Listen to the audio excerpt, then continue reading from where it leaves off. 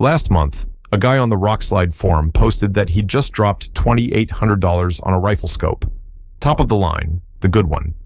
The one the sales guy pointed to on the top shelf when he said, "Right here, you're paying for the Japanese glass." He walked out of that store happy. 6 months later, that same guy found out the scope he bought, and a budget brand scope he'd ignored for $900, came off the same factory line, same country, same city. And in a lot of cases, the same hands. The $1,900 gap between those two scopes wasn't inside the tube, it was in the logo. But this wasn't bad luck. I spent about 3 weeks digging through every shooting forum, every review thread, every teardown post I could find on Vortex, Nightforce, Athlon, Bushnell, and a half dozen other brands. I went through import records, customs filings, and the company's own statements. And what I found is a pattern so consistent, it stops looking like coincidence and starts looking like a business model. So let me walk you through exactly how the scope brands, are charging you a tax. Nobody says out loud, they call it the logo tax. And once you understand where it's real and where it's just a story a salesman tells you, you'll never pay it blind again. Here's the thing though, none of this is new. People act like the markup on optics is some modern scam, but it's been baked into this hobby for 100 years. Back in 1926, a Zeiss Riflescope cost about $45. That doesn't sound like much until you realize it was 13% of the price of a brand new Ford Model T. Today, the most expensive hunting scopes run over $4,000, which is right around 10% of the cost of a mid-level car. So a Riflescope has always cost you a chunk of a vehicle. The premium was always there. What's changed isn't the price. What's changed is that today, thanks to a handful of giant contract factories, the scope you're overpaying for and the scope you're getting a deal on might be the exact same object. That's the part nobody told you. So let me take you inside it. It starts with something almost none of these brands want to admit. Most of them don't make scopes. Let me say that again, because it's the center of everything. Vortex does not have a scope factory. Nightforce doesn't. Athlon, Tract, Primary Arms, Bushnell, none of them build the physical object you buy. They design, they sell, they warranty, they market. But the tube, the lenses, the mechanisms inside, all of that is built by a tiny number of factories in Asia, companies you've never seen in a commercial. And a single one of those factories builds scopes for brands that treat each other like rivals on the shelf. The premium brand and the budget brand it looks down on share the same factory floor. This is not a conspiracy theory. It's in import records. It's in the company's own statements. It's in teardowns done by guys who put both tubes side by side and open them up. I'm going to take you inside every floor of this factory because it's not one factory. It's 3 levels, 3 countries, and the 3rd level is going to blow up the title of this entire video. Let's start at the top. In Japan, in a region called Nagano, there's a city called Suwa. That region has a nickname among people who work in optics. They call it the Switzerland of the East because for generations they've built watches and precision instruments to micron tolerances there. And in that city, there's a company called Optical Works. You've never seen that name in a store, and that's on purpose. Optical Works doesn't sell anything under its own name. It only builds for other people. Now, hang on to this list. The top of the Vortex line, the Razor, comes out of there. Nightforce, the NXS, the SHV, the NX8, comes out of there. Athlon's top line, the Cronus there. The Tract Toric, the Bushnell Elite Tactical, the Primary Arms Platinum line there. Brands that cost anywhere from $900 to $4,000 coming off the same factory. And this is where the salesman gets you. When he says, "You're paying for the Japanese glass," he might be telling the truth. But he leaves out one little detail. The $900 scope is also Japanese glass. Same city, maybe the same building. So right here at this exact spot, the logo tax is real. When one brand charges you $3,000 for glass, another brand delivers for $1,000, and they both come out of Optical Works. Part of what you're paying extra for is the label. Hold on to that word, part, because in a minute, I'm going to show you why it's not the whole story. Drop down a floor. In the Philippines, there's a company called Philippine Kenko, a subsidiary of a Japanese giant, Kenko Tokina. Its slogan says it all: Japanese quality, manufactured in the Philippines. 1,000 workers. Japanese supervisors on the factory floor, and what comes out of there is the Vortex Viper line, part of the Diamondback, the Primary Arms GLX line, a big chunk of Burris, the mid-tier Citrons. That's the middle tier, and this is where one of the biggest myths on the internet lives. You've seen somebody claim with total confidence that Vortex and Primary Arms are the same scope with a different logo. Almost right, and dangerously wrong. Let me take that apart carefully, because it's exactly the kind of mistake that torches your credibility at a hunting camp. The Primary Arms GLX is built in the Philippines. The Vortex Strike Eagle is built in China. Different countries, different factories, even the turret material is different. So in the details, no, it's not the same scope. But at the system level, the idea holds, because a Vortex Viper, a Primary Arms GLX, and a Burris in the same tier are born from the same manufacturing philosophy and, in a lot of cases, the same Philippine floor. The forum guy is half right and half wrong at the same time. And that difference between half right and half wrong is literally the difference between saving $1,000 wisely and buying the wrong scope, thinking you beat the system. One guy on Sniper's Hide summed it up perfectly. He said he owned both the Primary Arms and the Vortex 1 to 6, and he was pretty sure they rolled off the same line, just competing on the reticle and the warranty. He wasn't angry about it. He just said it like it was the most obvious thing in the world. To him, it was. Now, I need to be honest with you, because if I'm not, somebody in the comments will be for me. I called this video the Japanese line. But most of the hunting glass sold in the world today isn't Japanese. It's Chinese. There's a region in China called Yunnan, the city of Kunming, that they call the cradle of Chinese optics. And there are dozens of factories there building scopes at a volume Japan never dreamed of. Want a number that's going to bother you? Vortex's single largest supplier, America's Sweetheart brand, by number of recorded shipments, is a Chinese factory in Kunming.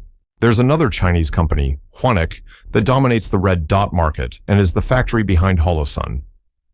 Primary Arms has said in public that its Chinese red dots come out of the same factory as Holosun.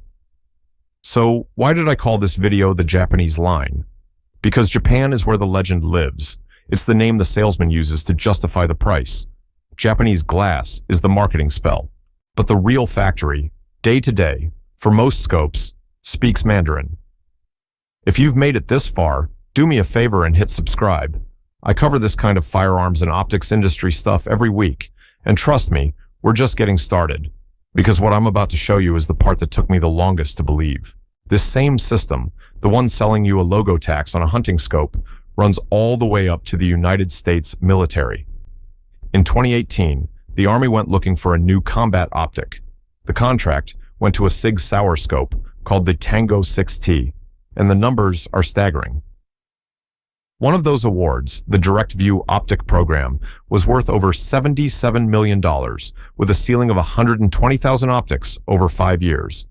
SIG says every Tango 6T is designed and assembled in the USA at their facility in Wilsonville, Oregon.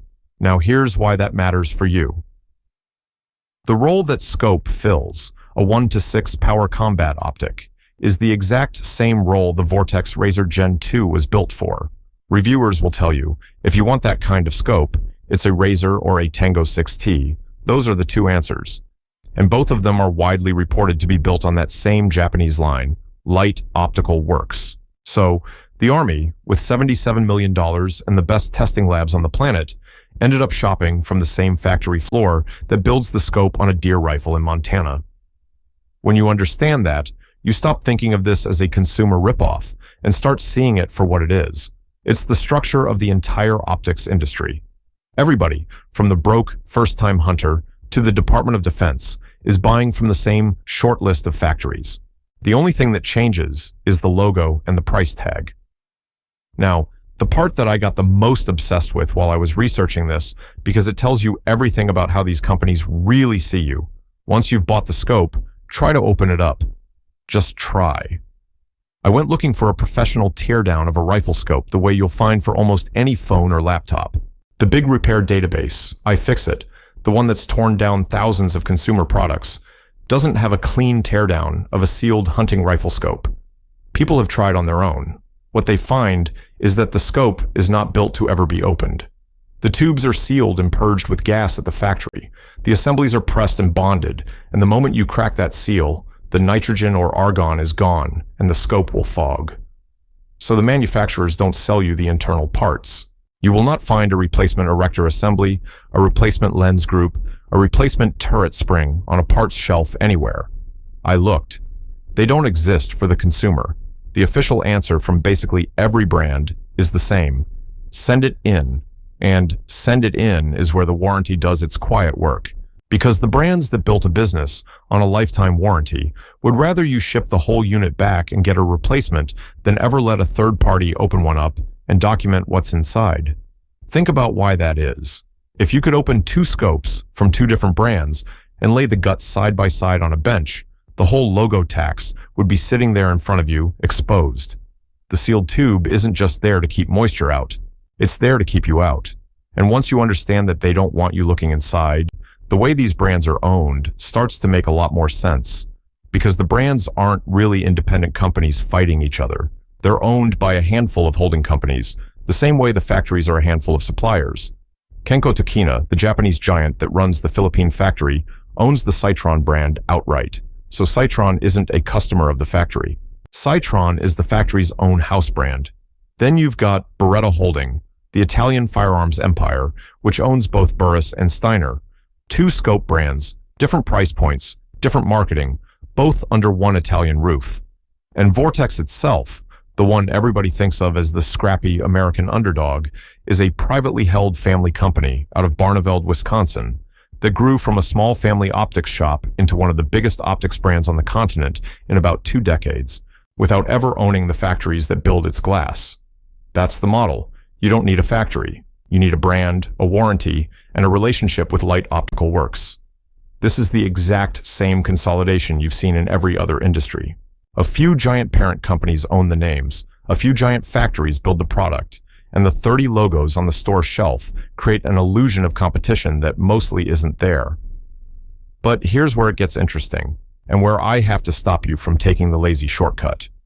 You'd think same owner means same scope, right? Wrong.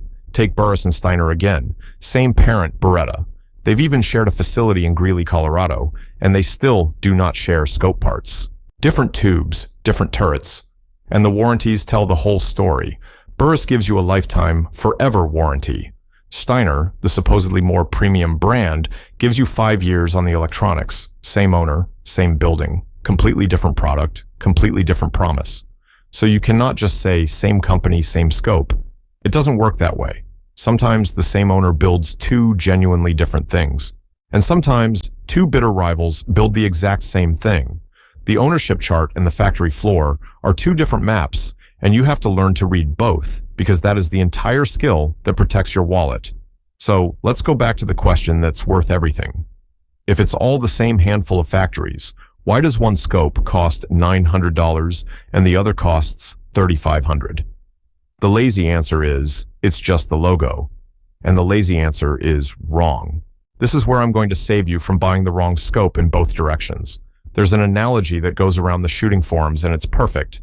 Picture a door factory. The same factory can make a $2,000 door, sealed, stormproof, fit to 1/100th of a millimeter. And it can make a $200 door that lets air in through the gap, loose fit. Same factory, same workers, same basic raw material, completely different products. Scopes work exactly like that. When a brand hires the Japanese factory, it doesn't order a scope, it hands over a spec. And the spec defines everything.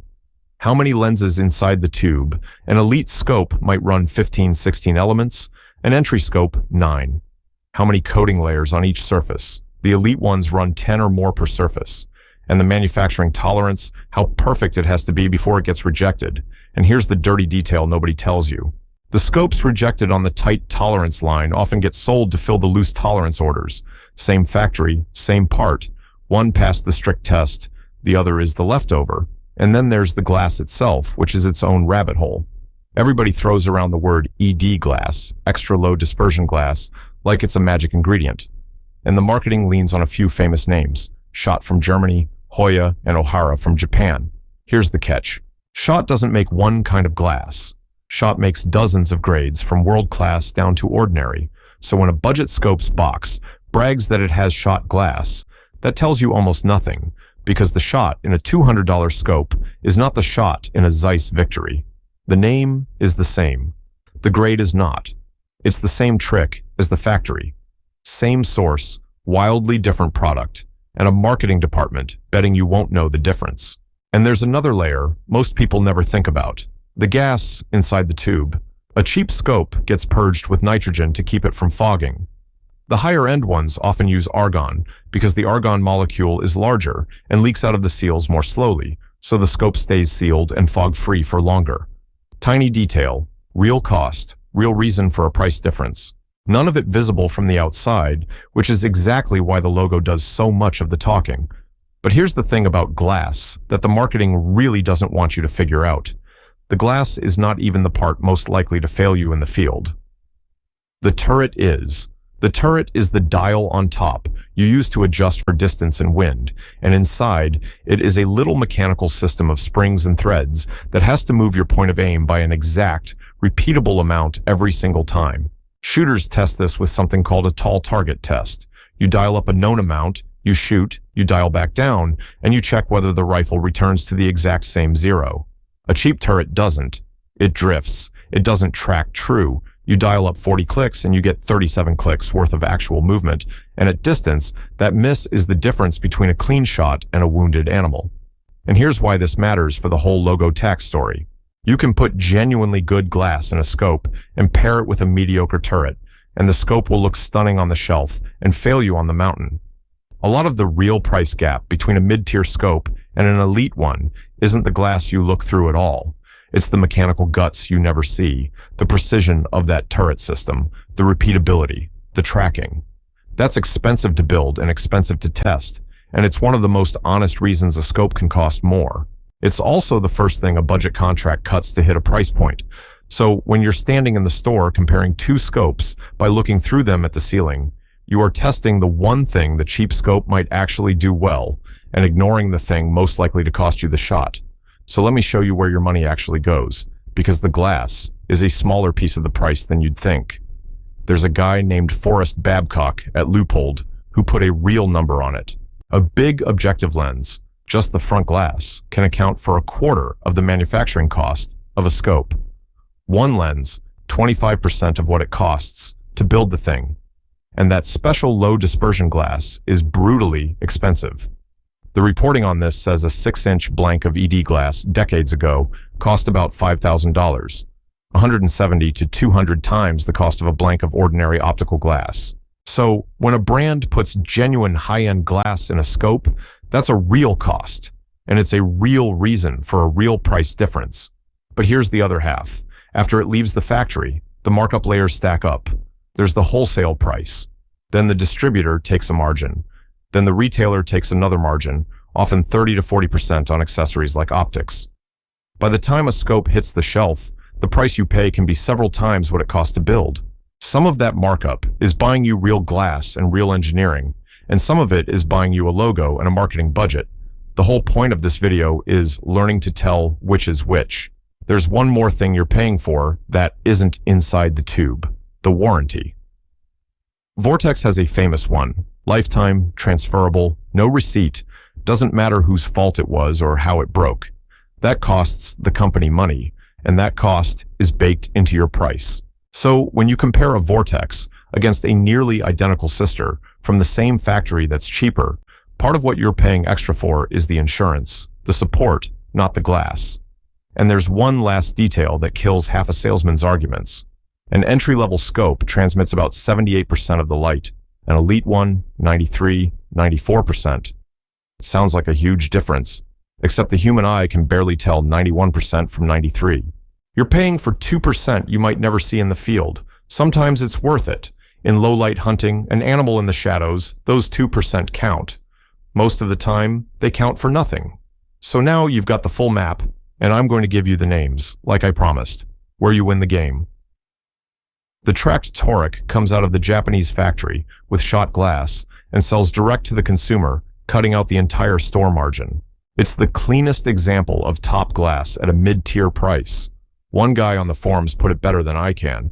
He wrote that he sold his razor, bought the Tract, and couldn't tell the difference except for the $1,100 still sitting in his bank account. He didn't sound like he was bragging. He sounded almost mad nobody had told him sooner. Then there's the Athlon Cronus, Japanese, repeatedly compared to a Nightforce for a fraction of the price. The Bushnell Elite Tactical, Japanese, there's literally a forum thread asking why the competitor costs $1,300 more, and the short answer is, it doesn't need to. The Burris XTR and the Citron, honest here for the money. On the other side, where the logo tax is real, it's not that these brands are bad, several are excellent. It's that when you pay triple for glass that comes off the same line with the same spec as a cheaper sister, you're paying for the label and the warranty. Knowing that, fine. Not knowing it, that's the tax. And there's one last tier where the logo tax simply isn't the story. Swarovski, Zeiss, Schmidt, and Bender. Nightforce at the top of its range. These brands actually manufacture in-house, in Austria, in Germany, in Idaho. When you pay a lot for a Swarovski, you're not paying for outsourced glass with a pretty logo on it. You're paying for engineering nobody else has. It might be too expensive for you, that's fine, but there, at least, the price is the product. So the next time a salesman points to the top shelf and says Japanese glass, you already know the question that disarms him. Japanese from which factory, and at what specs? Because Japanese glass, the $900 scope has that too. And there's one final twist. In 2025, tariffs on imported optics exploded, Chinese glass got hit with over 100% at some points, and in 2026, an executive order went out aimed at exactly the brands that stamp Made in America on products that are actually assembled from imported parts. The logo game finally got the attention of the people who write the rules. The label always mattered more than the tube. The difference is that now you know it. And once you know it, the salesman never points to the top shelf and wins the argument again.